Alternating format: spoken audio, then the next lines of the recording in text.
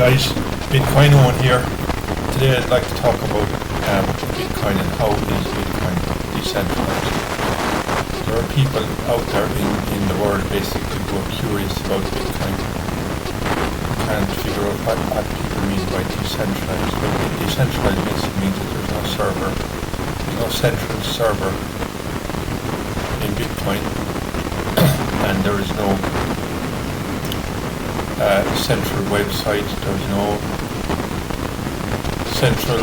no company in charge of Bitcoin basically. Bitcoin basically is software that runs on your computer basically, and there are over 17,000 computers and people in the world that are running this Bitcoin node software. It's called Bitcoin Core. You can download it from bitcoincore.org. But that's it. Each node runner runs the Bitcoin Core software. The latest version is version 30. There'll be a new version out in April, 3 months' time.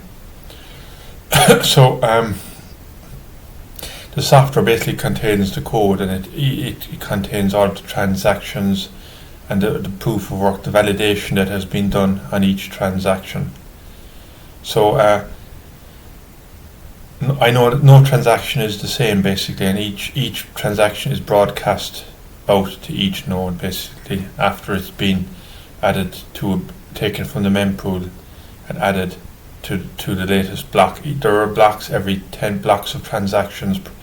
The transactions are grouped together basically in chunks, and they're called blocks, and each block contains late 2,000 to 5,000 transactions on average.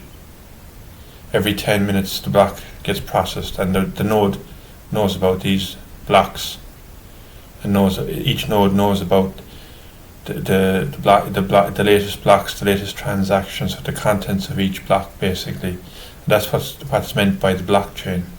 So this is how Bitcoin is decentralized. There is a software that runs on each computer basically for each person who runs the node, and that software updates the computer, updates the user with each transaction and each block of transactions, and validates the validation is done by the miners basically. So the node is just responsible for listening and watching the transactions and checking the hashes of each transaction is hashed. Pay to script hash, pay to witness script hash, pay to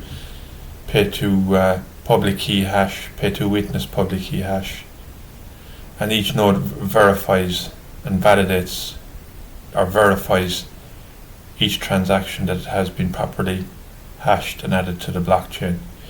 That's all for that. Should answer that question, really, folks. The other thing I'd like to let you know about is this notion of digital credit that Michael Saylor has been talking about. Basically, you buy STRC Stretch.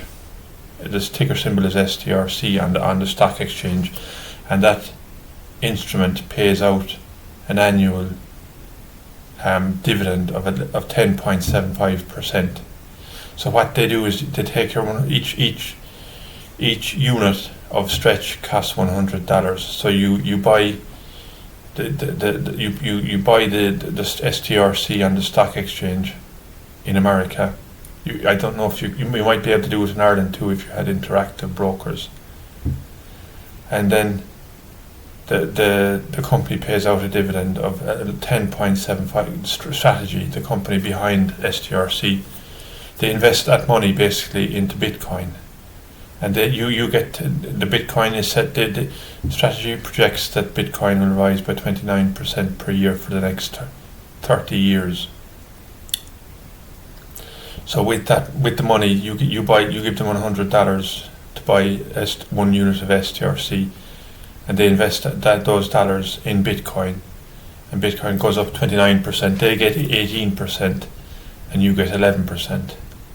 So this would not be suitable basically for retail investors who have direct access to Bitcoin by buying the underlying, the real Bitcoin basically on a Bitcoin exchange. This is for investors like BlackRock and Fidelity who cannot and who don't want to hold Bitcoin on an exchange or on a hardware wallet. They don't want to own Bitcoin directly. So instead they can buy STRC, get a 10.75% per annum yield, and sell at any stage they want. Basically, the instrument is quoted on the stock exchange, and you can buy and sell at any stage. That's all for now, guys. See you tomorrow.